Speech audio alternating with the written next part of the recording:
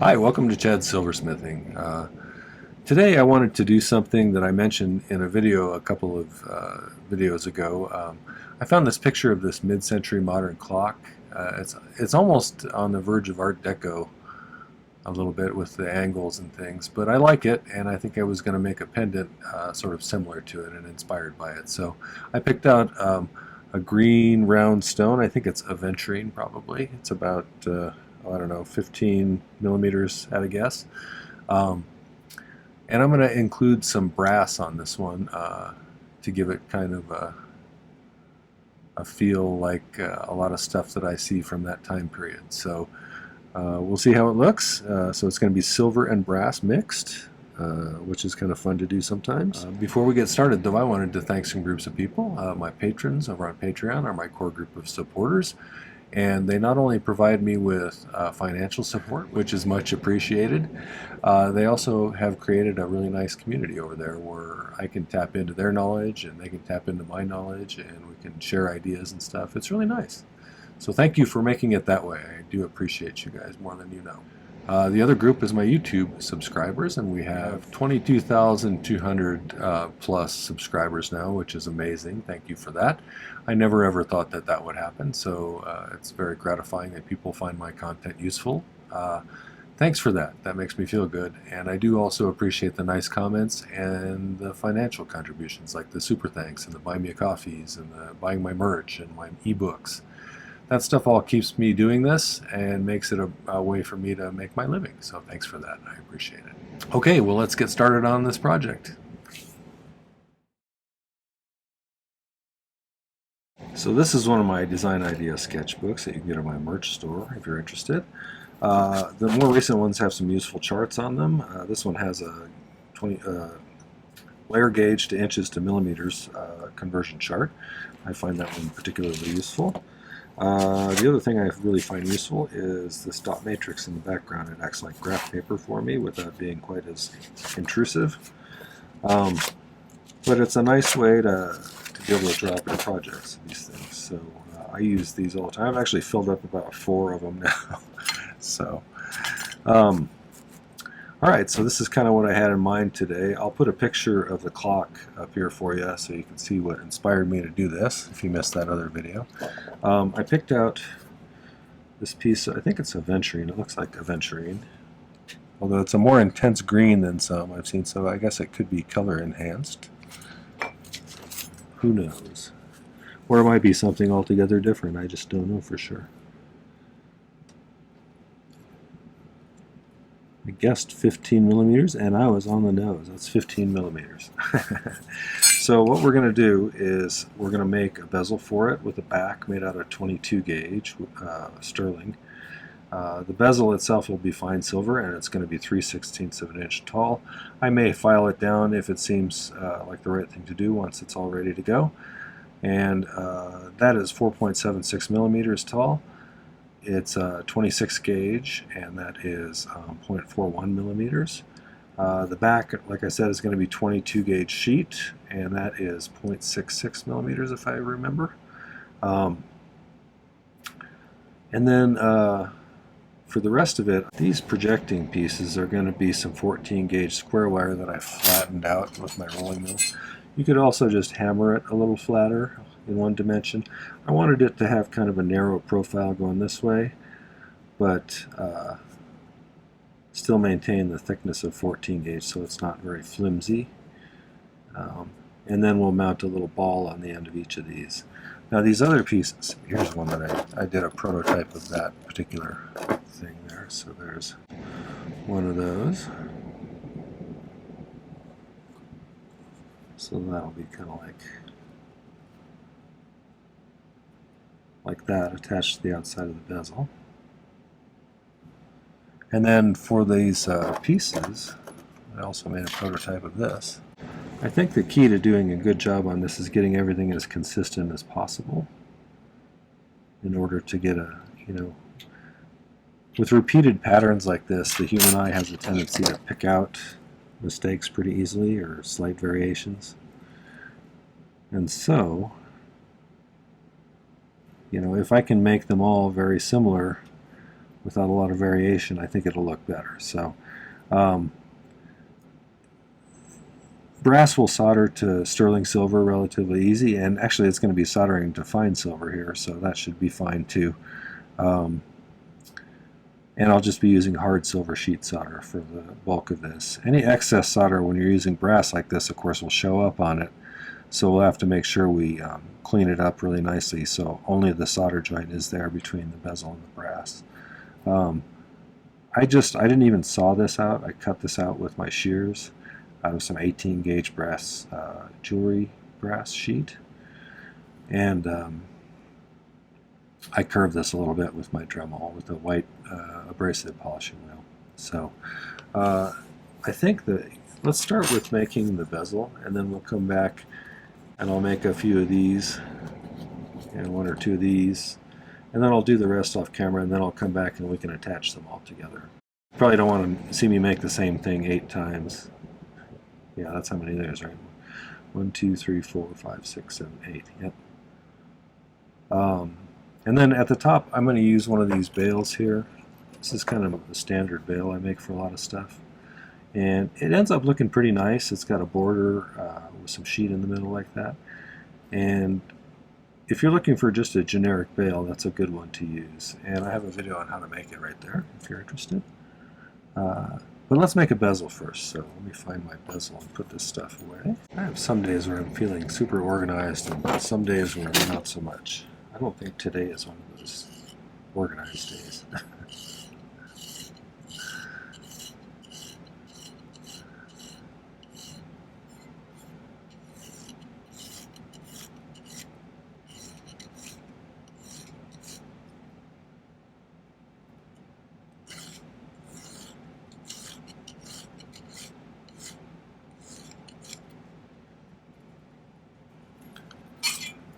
If it turns out after you watch this for a while and that you enjoy it, it really helps the algorithm to find my channel if you like the videos, so I'd appreciate it if you do that too.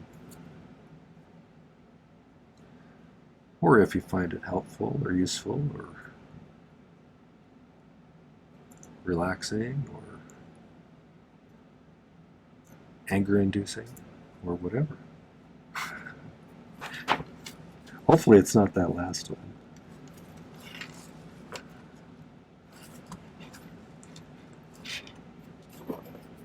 Okay, let's make a little scratch where they come together here.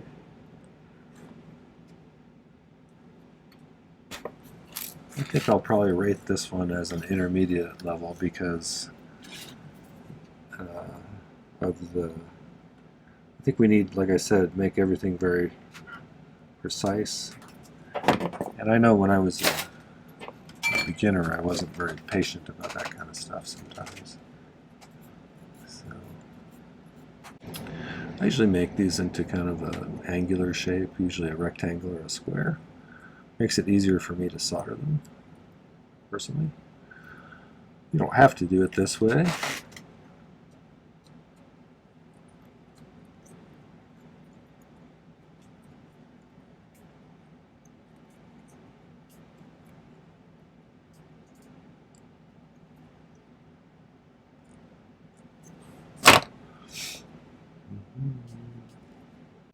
If you haven't been to my channel before, I primarily use hard silver sheet solder. I will occasionally use some different temperature paste solders, because I've come to like to use those once in a while.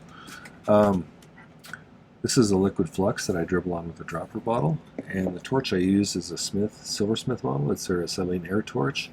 It draws in atmospheric air through here to mix with the gas to produce a hotter flame. It's not as hot as oxyacetylene because it's not pumping pure oxygen into the flame, but it is hotter than like a propane torch, so I find it to be just about perfect for silver work. And I'm not being sponsored by them or anything, but I do like their product. So I would absolutely love a sponsorship from Smith, though. I think this is a great torch.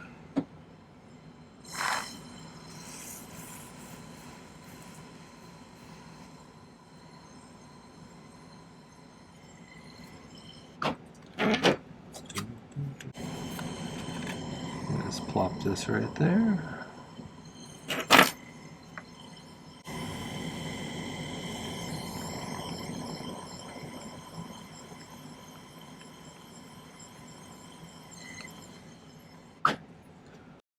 new to this, one of the things I think you'll find, a lot of people start out with kind of an underpowered torch, like one of those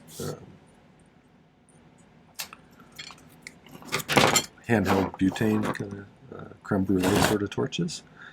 Those, you can make a lot of nice jewelry with those. They're hot enough to solder silver, but when you start running into bigger pieces that you want to make, it's going to be hard to get the entire piece up to the temperature you need it to be with those. So while they're handy and they're kind of cool, if you want to make a cuff bracelet or something, you may have to upgrade your torch to something a little bit bigger. So the more mass you get, the harder it is to get it to stay at the right temperature for soldering. So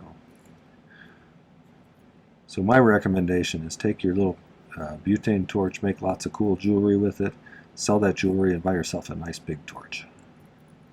Sometimes you can find old acetylene air torches at garage sales and rummage sales. I found a few that way.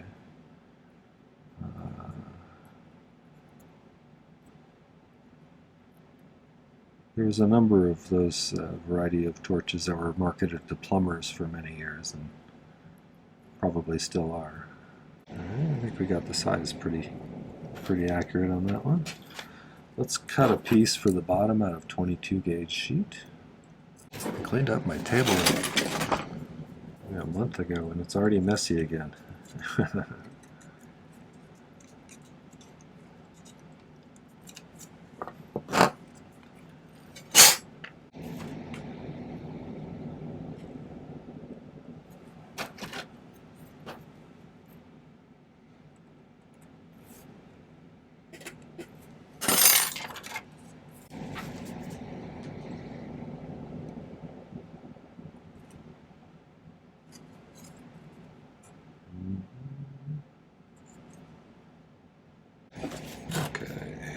So let's flux this. We'll put a few pieces lined up on the inside edge of that.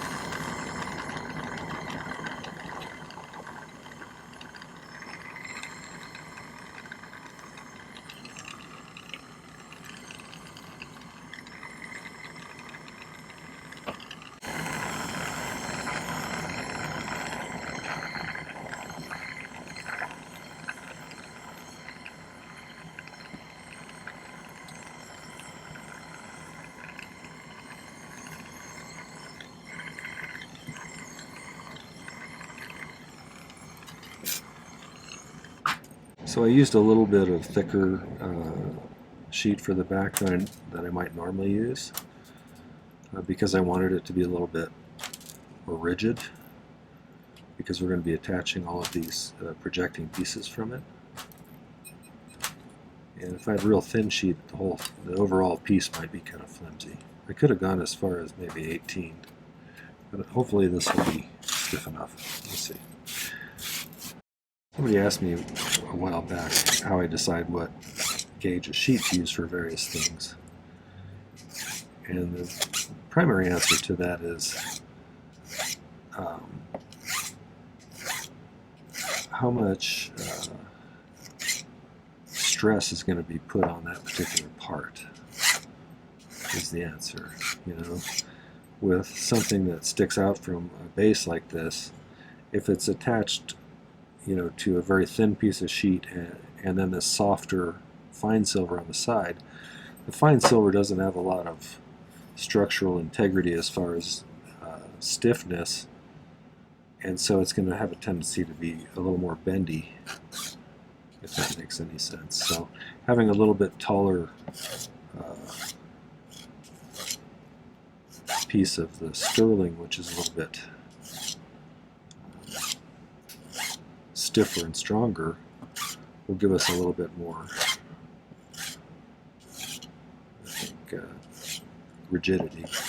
We need to make some little balls for the ends of the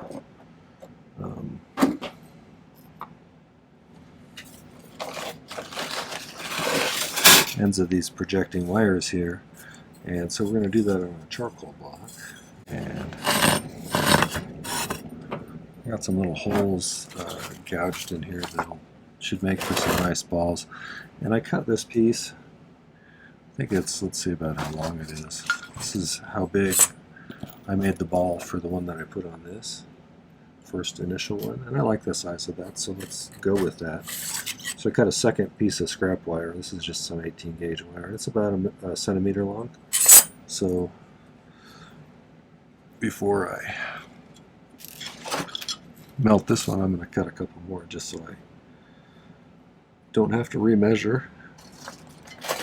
If you haven't done this before, melting balls on a charcoal block tends to produce a better result than some of the other soldering surfaces. And if you want to have a relatively roundish ball,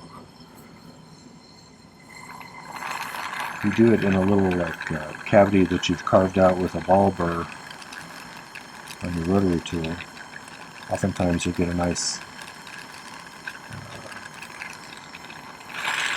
spherical ball versus one that has kind of a big flat bottom.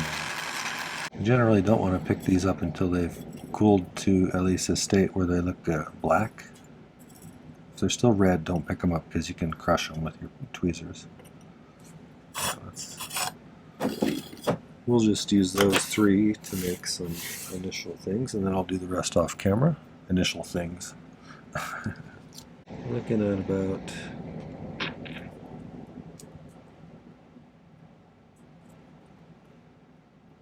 17. Let's call it 17 millimeters.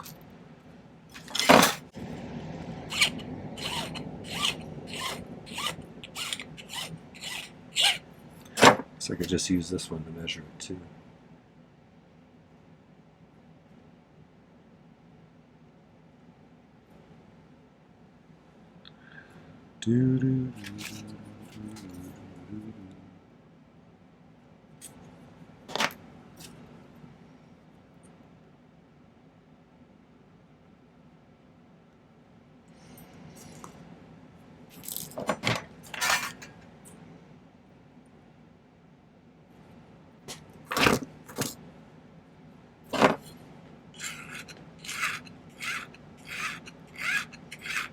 Pretty close. Okay, so I'll use this as a guide to cut a few other ones. The clock had tapered triangle looking wire sticking out on the clock, so I didn't really have any triangle wire left to speak of, so I decided to do something a little different. Pretty close. I'll keep one of those as a backup for a template, so I can make the rest of them. But let's solder these to those little balls. Okay, I do something called pick soldering, which is where I pick up a bit of solder on the end of my pick, and then I heat the piece up to the soldering temperature and just touch it where I want it to go, and it jumps on. It's a super useful skill to have, and I have a good video about it.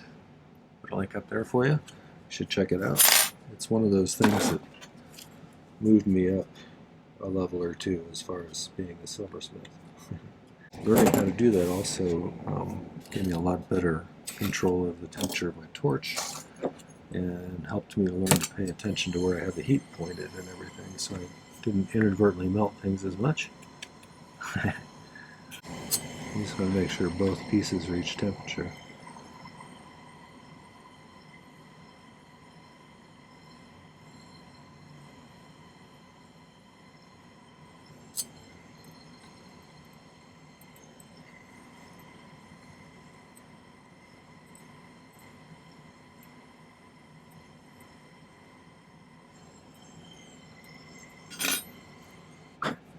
When I get to that stage, I'll make some marks on the outside of the bezel to kind of help me to get them to line up as best as we can. We can even use some polar graph paper, which I have over there if we need it, to get the exact angles. But we're going to need 4 more of those, and then we need to make 7 more of those. And so once you cut out your initial piece, whatever it's going to be, you always use the first one as a tracing template. This is that 18 gauge brass I was talking about. So what I did for this was I drew these And then I transferred this over to a piece of thin paper so I could trace it. Glued one on here, cut it out, got it exactly the shape I want, and now I can just use this as a template and scratch out more of them. You know what helps though is if you have a little bit of tape on there so it doesn't move around when you're tracing it. Completely stop it from moving, but keep it from skidding around too much.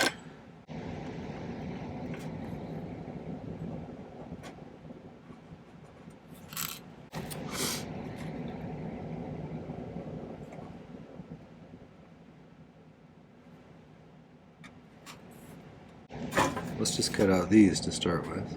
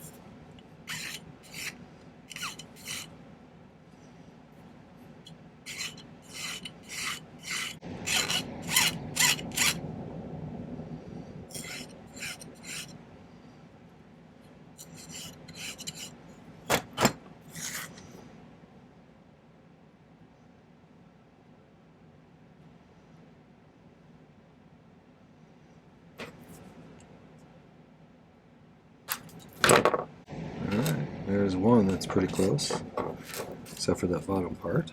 I thought about doing alternating copper and brass, and I thought I'd keep it a little simpler. Don't want to get too fancy.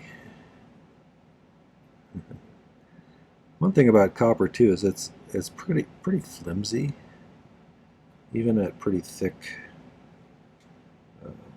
sizes. So that's kind of a problem sometimes if you need something that's a little stiffer. Okay, that's probably close enough once I do the little Dremel thing on the tail end here.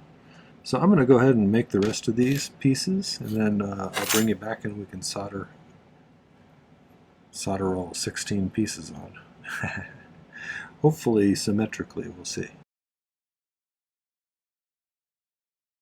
Okay, I have all my little components made, so it's time to start putting them together. I did a 90-degree angles on this one, so we'll start off with that and see if we can get that pretty close.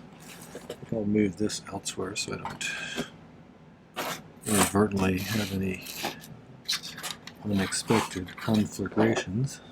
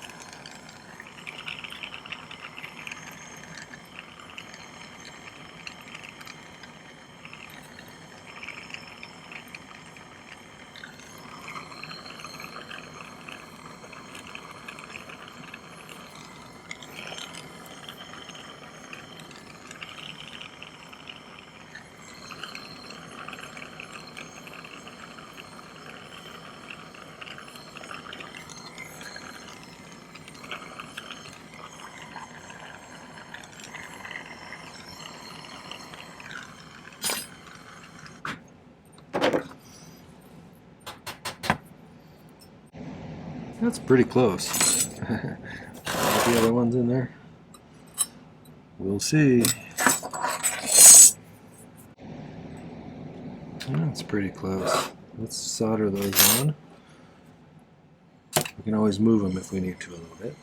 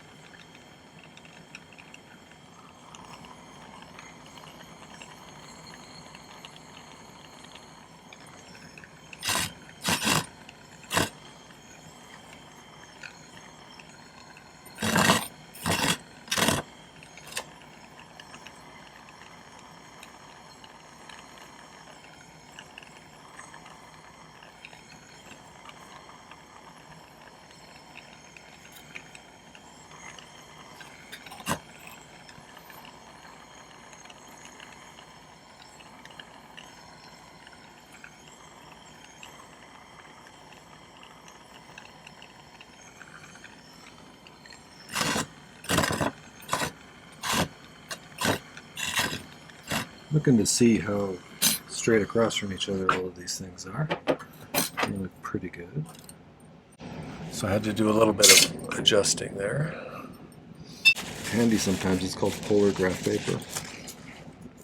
You could line it up and mark the individual angles from it if you want to. That's another way you can do stuff like that.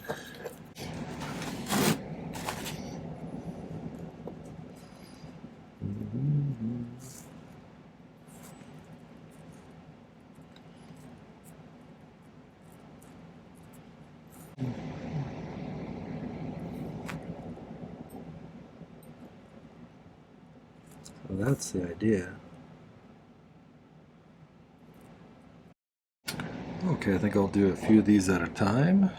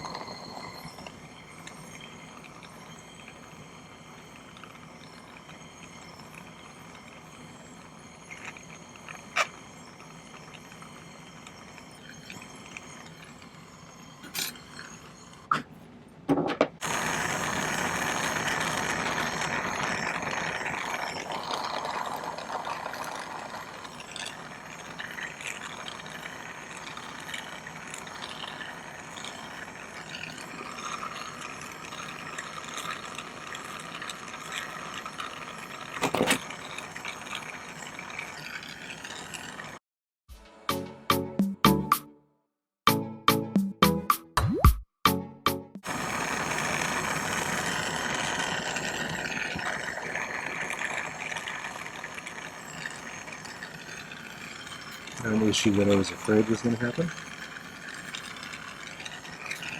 Let's get this one soldered on and reattach those other ones.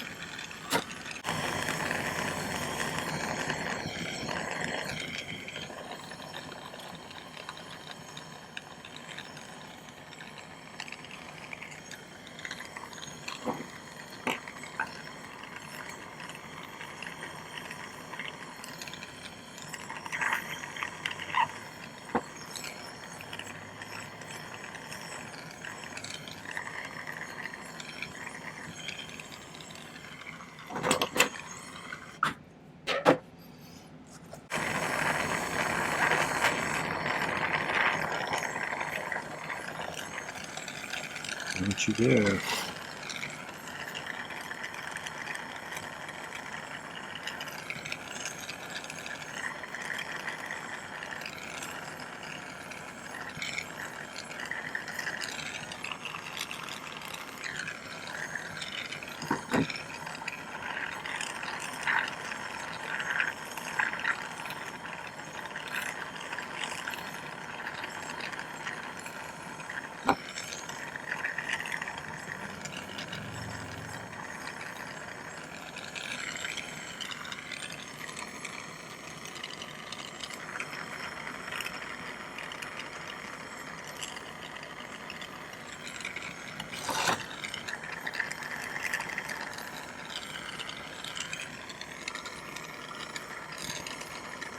Okay, let's cool that off and take a look at it.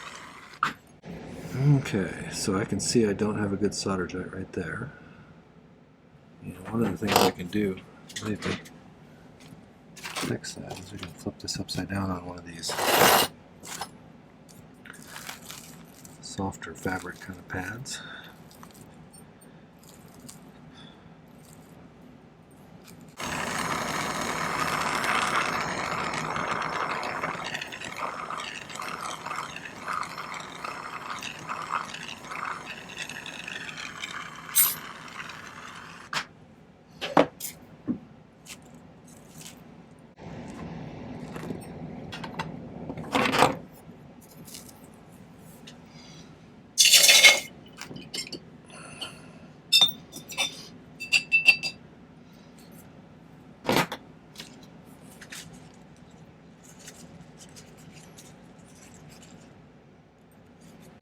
Okay, so let's see. Oh, there we go. Probably.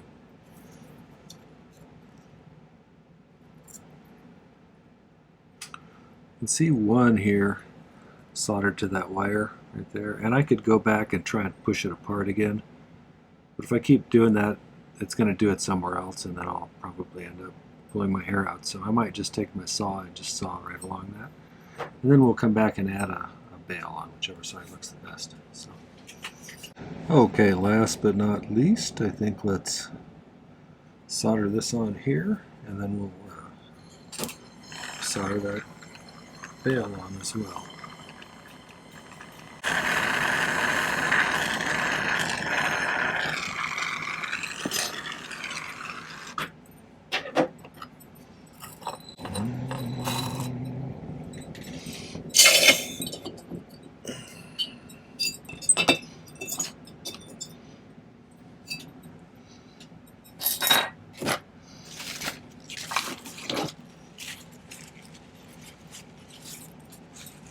Okay, so now we've got a ring for our little bail here. Just pop him on there. Make sure those two ends are touching nice.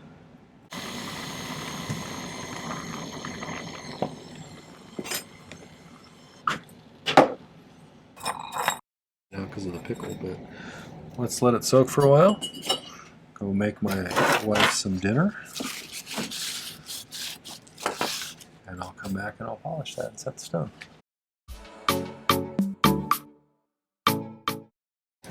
Okay, I have some good news and some bad news. One, I got the piece finished and polished up. Is the good news. I'll set the stone for you. Bad news is I knocked one of these little things off while I was polishing. So I'm going to have to actually pull the stone after I do this and get pictures and everything.